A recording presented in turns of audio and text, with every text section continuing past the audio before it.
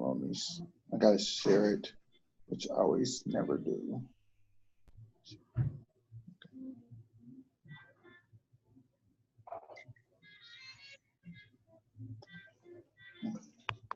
So I'm Lawrence Wagner. I'm the CEO of Spark Mindset. And Spark Mindset is a social enterprise that is looking to end poverty and violence in low socioeconomic communities through creating a diverse and inclusive environments in corporations, high school education, and local communities. How we're going to help with high schoolers are we're going to create a virtual reality educational gaming platform that teaches cybersecurity, coding, and entrepreneurship to high school students in underserved communities. So one of the models that we're looking to incorporate into our platform in this adaptive learning model. We chose an adaptive learning model because it's fast and students progress through this a lot quicker. It improves students' understanding and engages the students. So we really want to focus on student engagement as they're being a part of and interactive in their learning. We also want to improve the way that teachers can monitor students' progression. So teachers will be able to track and look at the data as the students are progressing through the game, and be able to get feedback from the student, but also give feedback as well. We're also incorporating a computational thinking model, and this model allows us to take a big program such as cybersecurity and break it down into smaller groups. So what we do is we will be able to break these into groups and through our game, create a pattern, have students learn through a series of steps. But what also that we can do is we can predict what's going on in technology and create models to be able to change the models and be proactive instead of reactive. So we can change what they're learning, we can change how it's done so that the students is always what's best for the student and that they're getting the best and the latest technology and industry standards that's out. And we plan on doing this through a virtual reality environment. One of the reasons that we chose virtual reality is because students learn better when they are in an immersive environment. So they learn faster when they're doing instead of just sitting there being lectured to. So this is 70% of students actually learn this way. So students will be able to actually like touch things and do things with their hands instead of just like sitting there drawing pictures. It also allows students to create an interest in the subject that they're learning, and it allows them to make mistakes. So it allows students to make the mistakes without there being a big cost. So it helps them overcome failure a lot faster in this environment. So we picked cybersecurity, coding, and entrepreneurship based on the Labor Bureau of Statistics. Cybersecurity in the year 2020 will have 3.5 unfulfilled jobs. Coding, by the year 2020, there will be an increase of 17% software development jobs. And actually in entrepreneurship, by the year 2020, 40% of people will be independent contractors or they will be self-employed. So how do we prepare them to actually navigate through the entrepreneur world coming out of high school? So we're going to focus really on the cybersecurity track just because I had to pick one. So imagine John going through the cybersecurity program. He puts on the goggles, put on the headset, he taps on the subject that he needs to be able to where he's at. So That could be data analysis, that can be computer systems. He'll tap onto that, and he will begin to learn whatever topic that he picks. So what we want to do is take a student who, say John, who has no experience in cybersecurity, no experience in computing, and go through our program for 1 year and be able to gain the skills that it would take for him to be able to do a entry-level cybersecurity job, and also be able to take the cybersecurity certification. So we're going to gamify this. And the reason that we're going to gamify it is that when students play games, they get a sense of achievement. They feel like they accomplished something. So wouldn't it be great for them to get that sense of achievement as they're learning something?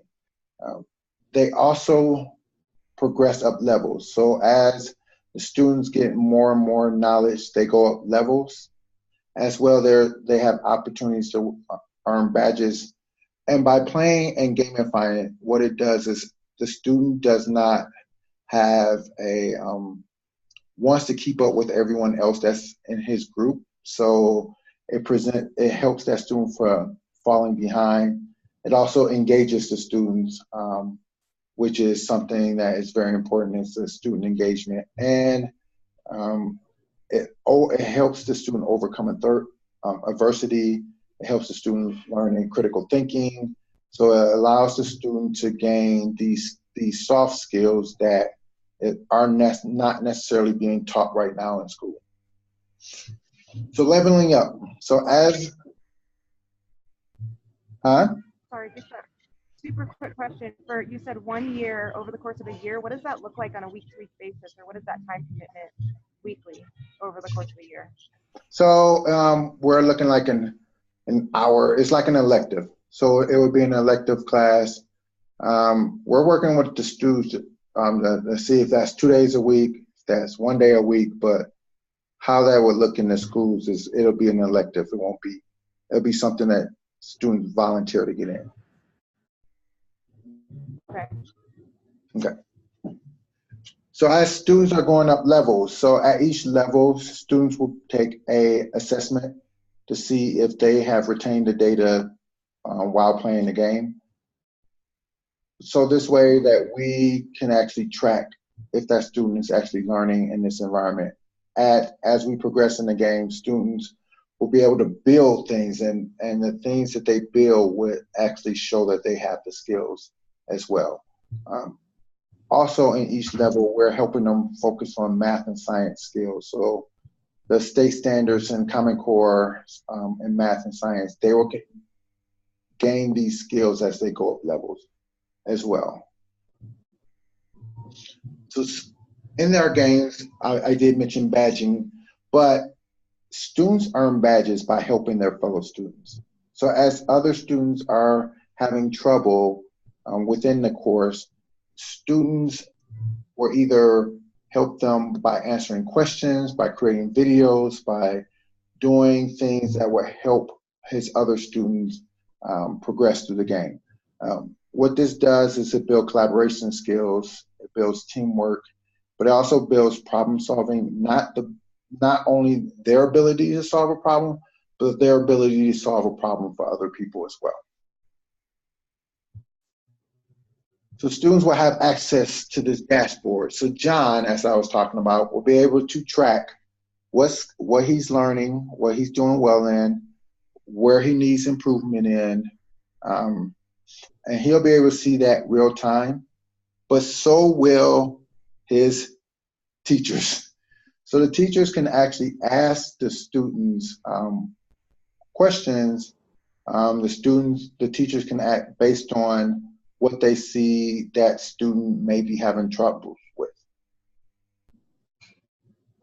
So, yeah, so students, so basically this would be a real-time statistics of each student that teachers can measure. They will be involved in a virtual community. So basically, I can be in Colorado, someone can be in Maryland, and they they can build a relationship with someone in different communities from different backgrounds with different ethnic groups. This allows for collaboration. It allows for people who may not have the support system that they need to be surrounded by people that will help them, will challenge them. The only people that will have access to our system, of course, would be the students, the teachers, and then, of course, our team will be monitoring to make sure that it's a safe environment for everyone that's inside this virtual community. So the other part of this we'll be teaching is workforce development. So we would be teaching students financial training, financial literacy training. We want to focus on not just technical skills, but also give them soft skills. We want to focus on resume writing, how to conduct themselves in interviews, conflict resolution. So it's our goal that these students have internships at as early as 10th grade. So we're partnering with organizations who will actually employ these students as interns once they finish the program. So the teaching will no longer be a teacher director focus where teachers are just standing in front of students and teaching. It will actually be a learner directive. So teachers will be able to monitor like behavior. Teachers will be able to monitor the progression of the students, but also teachers will be able to ask specific questions to those students that need help. So instead of having, because our program is self-paced, the student can focus on the teachers. The teachers can focus on the students that specifically need their help. They can ask students questions. Whoa, I lost you. She's gone.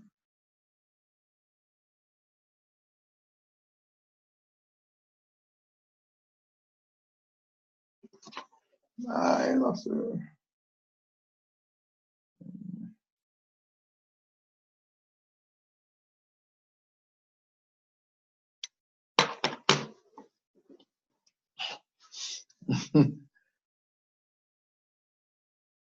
She dropped off.